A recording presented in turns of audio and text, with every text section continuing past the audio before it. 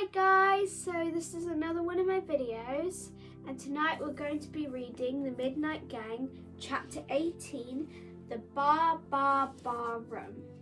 My dream came true just a few nights ago, answered Robin, in the basement of Longfront Hospital. I thought I would set the Midnight Gang an impossible challenge. At school I am on a music scholarship. I always receive top grades in piano and violin, all sorts of instruments really, and want to be a composer to one day. I don't want to blow my own trumpet, but I can actually blow my own trumpet. My passion is for classical music, opera mainly, so my dream was to be a conductor of the entire orchestra. This was a challenge, said the porter. An orchestra might have hundreds of musicians, so I had to borrow children from hospitals all over London to help. What did they play? Asked Tom.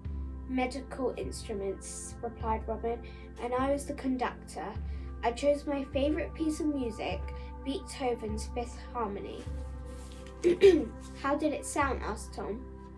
Awful, but it didn't matter how it sounded, said Robin. It was how it felt. Tom could see the sense of wonder in the boy's face. So, how did it feel? He asked. It's hard to say exactly, but I suppose conducting them felt like I was touching the sky, replied Robin. Wow, said Tom. He was going to have to think of something extraordinary if he was to top any of these dreams. It's my turn next, said George excitedly. The next time the Midnight Gang springs into action will be to make my dream come true. Well, just hold on, young Mr. George, sir, said the porter. I am more than a little struck on this particular wish. What is it? Asked Tom. He wants to fly, said Amber. In a plane? Asked Tom. Oh, no. That would be far too simple, replied Robin. Our George wants to fly like a superhero. Just take off and whoosh. Is it a bird? Is it a plane? No, it's Super George. Tom looked at George. He was a hefty boy. It would be hard to find someone less suitable to take to the skies. It seems impossible. Perhaps this was a dream too far, even for the mighty Midnight Gang. The porter was not easily defeated. We'll find a way, he slurred. Don't you worry, young Mr. George, sir. We'll always find a way. All it takes is imagination. Right now it's getting late or early, depending on how you look at it. I'll clear all this up. The man indicated the North Pole he created especially for tonight. Time for you children to go to bed. The children were all having too much fun. No, they whined. Yes, replied the porter. It's way past all your bedtimes. Reluctantly, the four children shuffled out of the freezer room and off down the corridor. And young Mr. Thomas, sir, he called out. Yes, replied Tom. I am not sure if you enjoy wearing pink frilly nightdress. No, I don't. Not one bit. I thought as much. I don't know why Matron would have given you that to wear. She should have plenty of spare pajamas in her office. Really? The boy couldn't believe what he was hearing. Then why would she make me wear this? That lady has darkness in her heart. She enjoys making children in her care suffer. Why? Asked Tom. Matron loves being cruel. It must make her feel powerful. That's why she made you wear that nightdress. I hate her, said the boy through gritted teeth. Don't. That must be what she wants. If you hate her, she's won. And your heart will turn dark too. I know it's hard, but please try not to let her get to you. I'll try. Good, said the porter. And in the meantime, I'll find you some pajamas. Thank you, replied Tom. Sorry, I never really got your name. Just call me Porter. Everyone else does. It seemed strange calling him that, but there wasn't time to argue. Well, thank you, Porter. Come on, you boy, ordered Amber. Push. With a sigh, Tom returned pushing the wheelchair, and the gang headed in the direction of the lift. Freeze! You're under arrest, said George. Ha ha ha ha. What are you on about? Asked Robin. Just got the joke. I just got the joke. Next time I think I might be quicker to post the punchline to you, joked Robin. That would take too long, replied George, without a hint of irony. Chapter 19. Positively Medieval. No one dared to speak as the lift made its long journey back up through the hospital 44th floor. Amber, George, Robin, and the newest member of the Midnight Gang, Tom, all knew they would be in deep trouble if they were discovered out of their beds in the middle of the night. Eagerly, the four children watched the number of floors go up. B for basement. G, 1, 2, 3. It was now the early hours of the morning.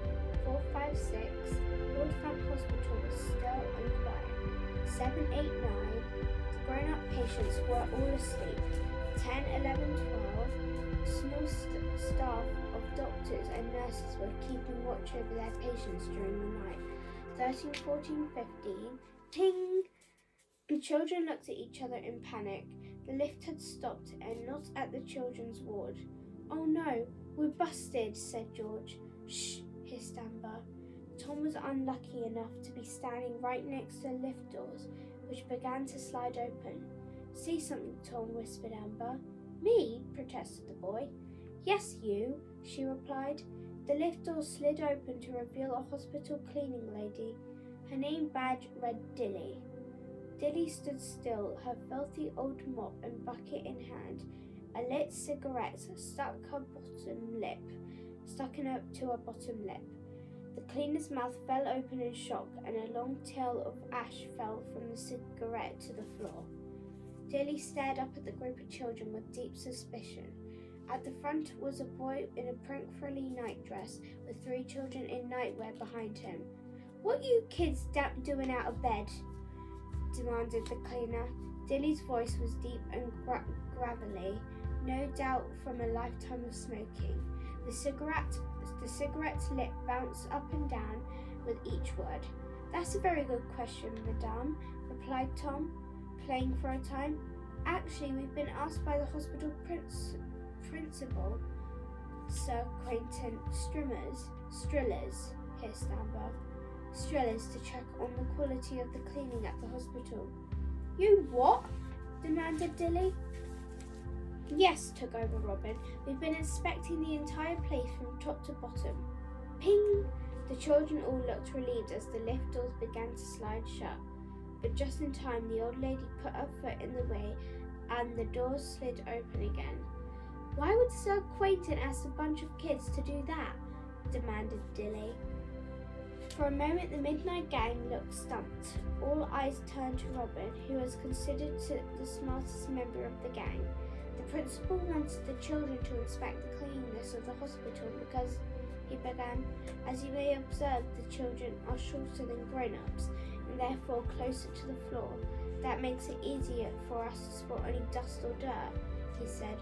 The other 3 children looked mightily impressed.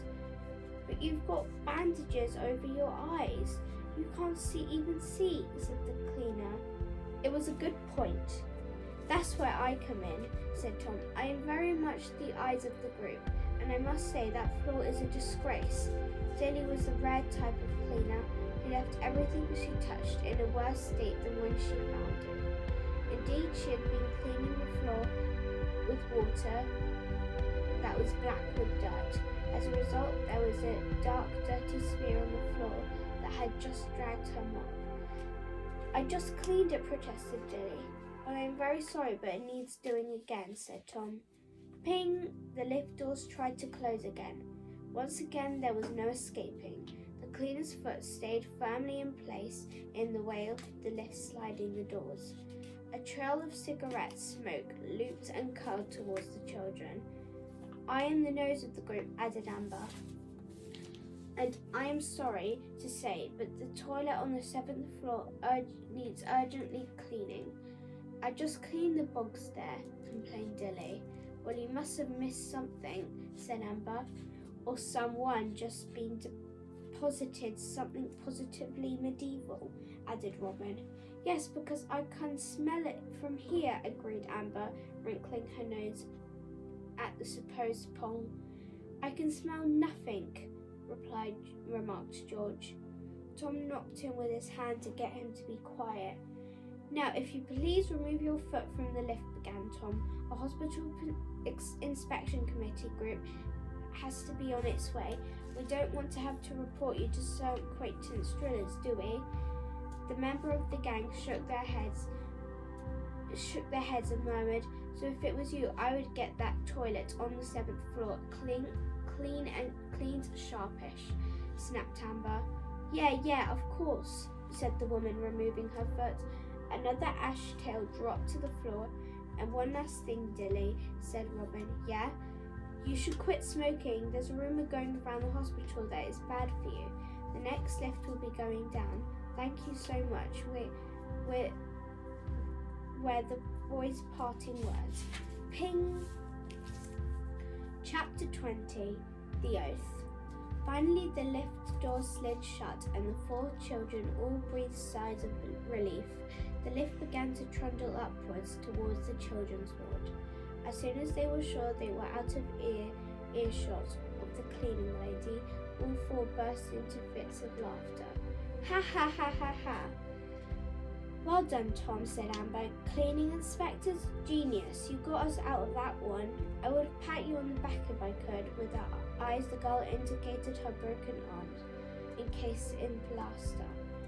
And I would pat you on the back if I was sure where you were standing, said Robin, a smile breaking out beneath the bandages over his eyes. I'll have you do it then, said George, patting Tom 4 times. That's a pat from each one of us.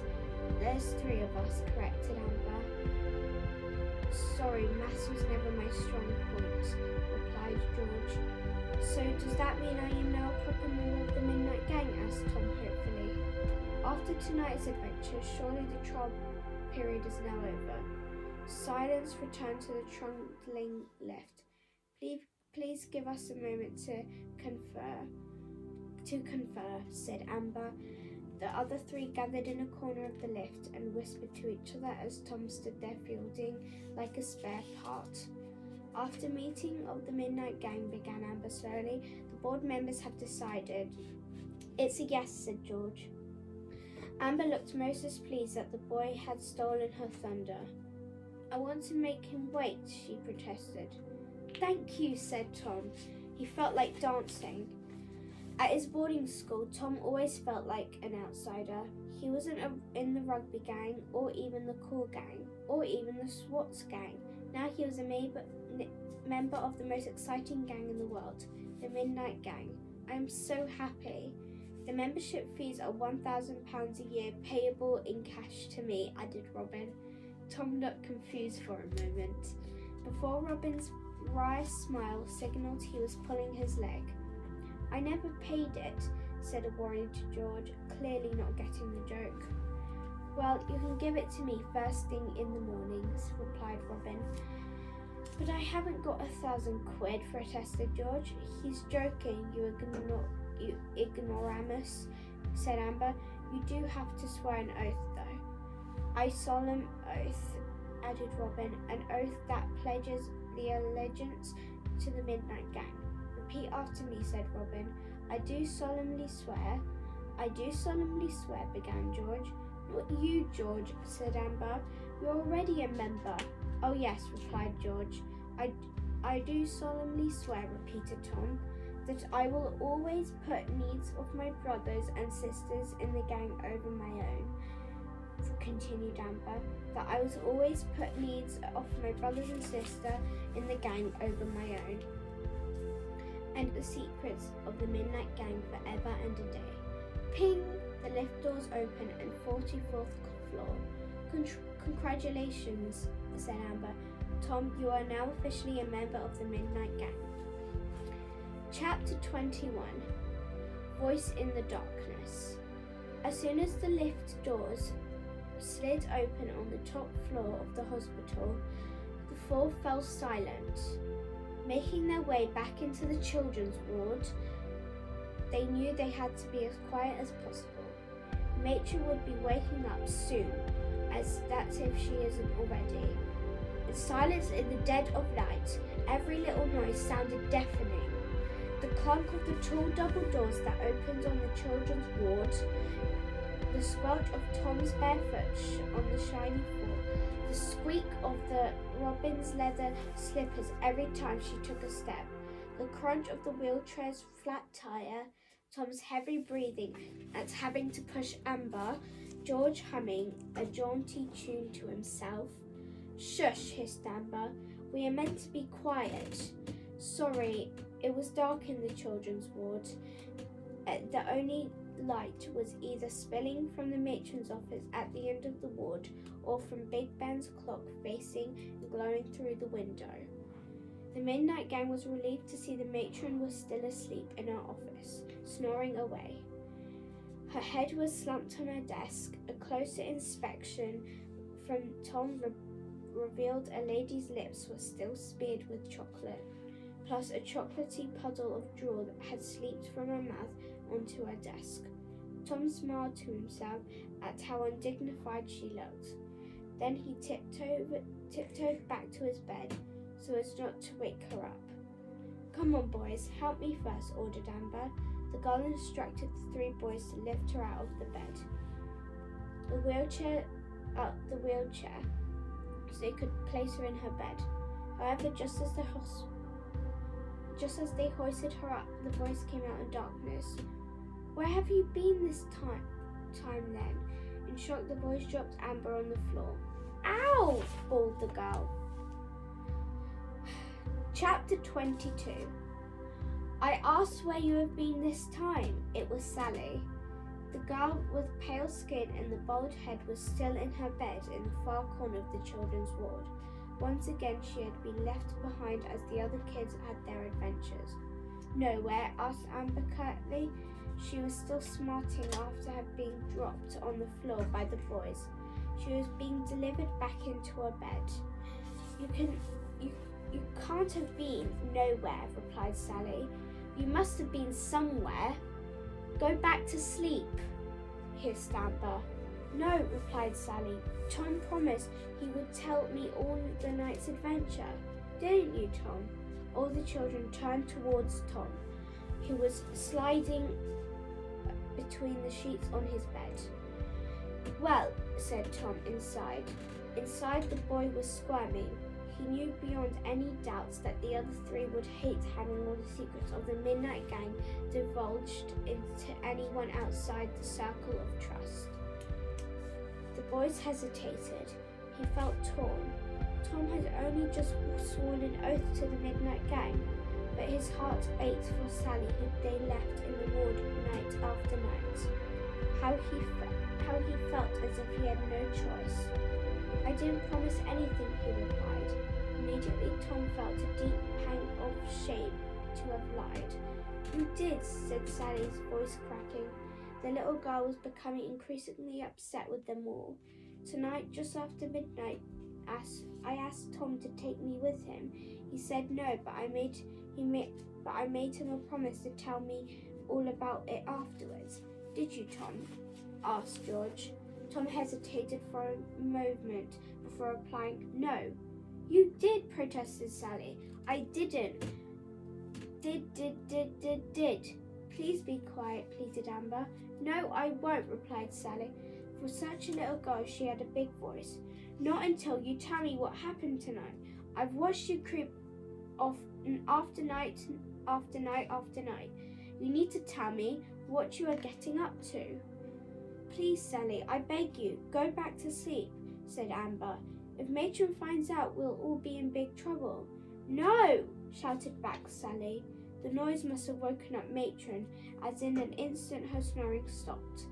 From the other side of the glass that divided the ward from the matron's office, the children watched as the lady rose unsteadily to her feet. The hair was sticking up, and on the end of her makeup was smeared across her face. She looked like a clown who had been dragged through the hedge backwards. With a wobble or two, the matron regained her composure and marched through the door into the ward. All the children kept as still as statues in their beds. They didn't dare even breathe. which rather gave them the game away that something must be going on. "I know you nasty little beats up to no good," snarled the matron, "and perhaps you got away with it this time. But let me tell you, I've got my eyes on each and every one of you." The lady paced up and down the bed, bringing her face close to each one of the children. The smell of her perfume was so strong that she reached to Tom, and the boy could actually feel it tickling in his nose. For a terrifying moment, he thought he would sneeze, then feeling passed, before it came again with the vigilance. "Achoo!" The boy sneezed right into the matron's face. Tom was so frightened that he didn't dare to open his eyes to see if the globules of the snot, no doubt hanging in the icicles of the lady's face. Instead, he kept the eyes shut and pretending that he was sneezing and hadn't woken him up. Matron was so disgusted by having been snotted on so spectacularly, she retreated up to speed into her office. Once inside, she put on a pair of transparent rubber gloves and moved the snot from her face with antiseptic wipe after antiseptic wipe. It was some time before she was satisfied that every speck of the snot was removed. Then, to console herself, Matron had another chocolate. Instantly, her eyes gazed over as she fell asleep again. Her head thudded on the table as the special snoozy pellet in the chocolates knocked her out. "Well done, you boy," hissed Amber to Tom. "This is all your fault. Why on earth did you have to promise Sally you would tell her everything?" "I didn't promise anything." Tom was too deep into his lie to back out now. Each time that he lied, the boy felt a part of him die inside. "It doesn't matter now," whispered George. "All that matters is that no one says another word tonight. Matron is on to us. Got it?" "Yes, we've got it, dear," said Robin. "Now you must have to be quiet too." "Stop being silly, Robin. Just stop talking and go to sleep." "I would love to go to sleep. As soon as you stop telling me to sleep and actually be quiet for one moment, I will." "Well, both of you stupid boys just shut up and sleep right now," whispered Amber. After that, none of them said another word. Okay guys, so that's it for tonight. Next time we're going to be reading chapter 23, Deep Fried Otter. I hope you enjoyed my reading and I hope you have a very good night's sleep. Bye!